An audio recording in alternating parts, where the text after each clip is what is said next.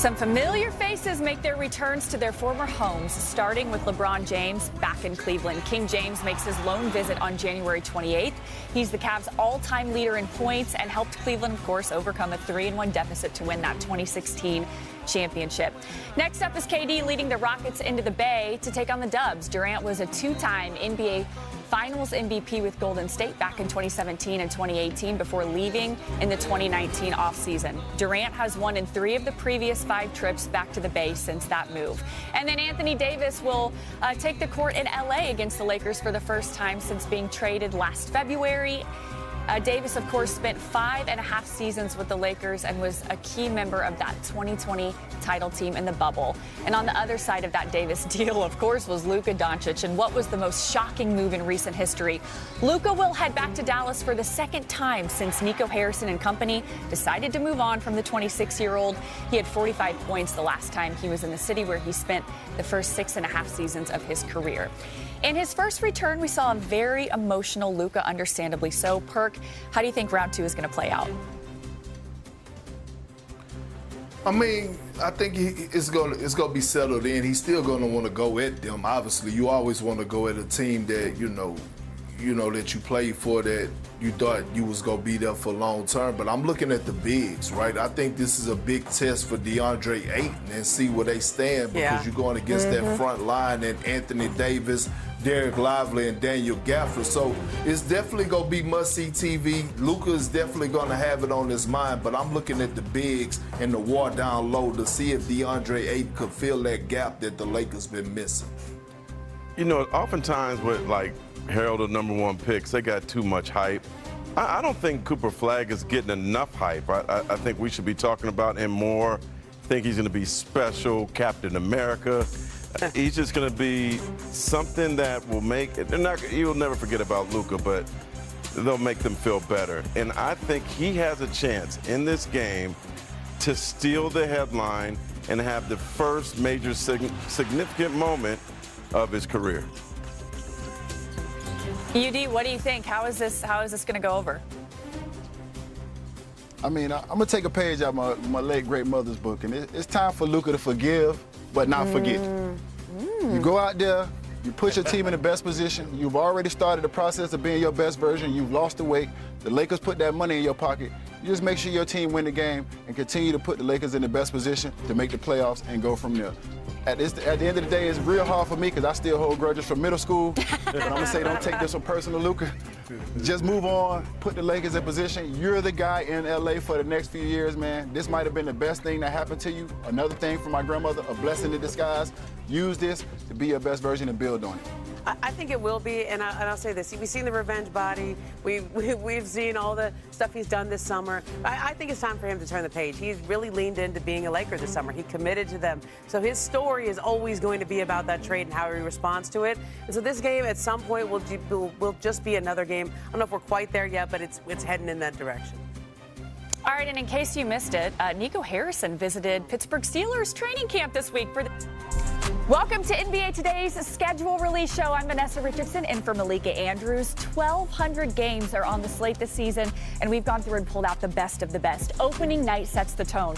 Kevin Durant returns to Oklahoma City, of course, back where it all began, as SGA and the Thunder raise their banner on ring night against the Rockets. Then the stage shifts to L.A., where Steph Curry and Jimmy Butler lead the Warriors into a primetime battle with LeBron, Luka, and the Lakers. And that's just the beginning. For the 24th straight season, ESPN and ABC bring the NBA to center stage with some of the most electric matchups of the year. Circle January 24th right now. ABC's got a triple header worthy of the spotlight. Joel Embiid invades the Garden to face Jalen Brunson and the Knicks. Then it's a Western Semis rematch. Steph Curry versus Anthony Edwards. And, of course, the nightcap.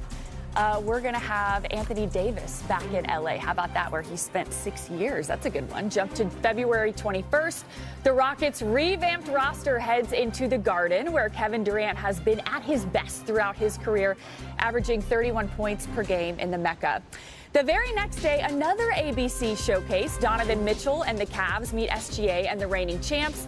And Nikola Jokic takes the Nuggets to the Bay for a heavyweight clash with the Warriors. Oh, March 1st, this is going to be a good one. Wemby under the Garden lights. Remember, he dropped 42 there on Christmas. 2 weeks later, a Western Conference Finals rematch. Anthony Edwards and the Wolves return to OKC to battle the Thunder once again. Got it? Good. 237 games will be on national television this season, but one of the biggest questions every year, who's got the most? Lucky for you, we counted. We have the list here of all the top 10 teams with the most national TV games. The Thunder, Lakers, Warriors, and Knicks all lead the way with 34. Following them are the Houston Rockets and Nuggets with 28 apiece, and below them are the Celtics, Cavs, and Mavericks. So many games to get through, but luckily, we've got you covered, and who better to break it all down than senior writer Ramona Shelburne. We've got Hall of Famer Mark Spears and a pair of NBA champions in Udonis Haslem and Kendrick Perkins. So we're going to dive right in because we got a lot to talk about. 34 national television games for the Lakers, Warriors, Thunder, and Knicks. But Perk, which team is the must-watch team of the entire 2025-2026 season? You smell that? You smell that? I can smell it because I'm down here. Damn it, the Trill Burgers are cooking. They got an easy money burger. That's at Trill Burger right now. The Houston Rockets, who made the most powerful move this offseason by getting Kevin Durant. You already have Baby Jokic and Afro Şengün down there putting up that work, what he does in the paint. Amen Thompson is good for 2 to 3 highlights athletically every single night. And KD, a walking bucket, an artist, a magician, with the pieces they already have, Jabari Smith, every single night is going to be must-see TV when it comes to the Rockets on both ends of the floor. Ime Udoka is even going to give you some action every now and then because we know he like to get into the action and beef. The Houston Rockets are going to be the most watched team this upcoming season, in my opinion. Man, I'm going to be honest with you, Big Perk. As much as I want to go against y'all Texas boys, I got to agree with you 1,000%. The great Pat Riley told me. Yeah, 1,000%, bro. The great Pat Riley told me no rebounds, no rings. This team was the top rebounder team in the league last year. He also told me defense don't guarantee anything, but without it, you don't have a chance. This team defended at a high rate. They got the defense, they got the rebounding, they got the coaching. The only thing they needed was a go-to guy down the stretch. So damn it, you go get the best go-to guy down the stretch that you can get in the game today. So now you fill that gap. I'm interested to see what this team does. You go get Dorian Finney-Smith. You keep your core together with Jabari Smith. You extend him. You got Lamar Thompson coming back. You go get 3 centers. You got Şengün who can go get that work down there in the post. You got Capella who can go get those lobs. And you got Adams who beat the hell out of people on the boards. They addressed all weaknesses this offseason. I'm looking forward to watching them boys play too. I'm with you on that, Perk.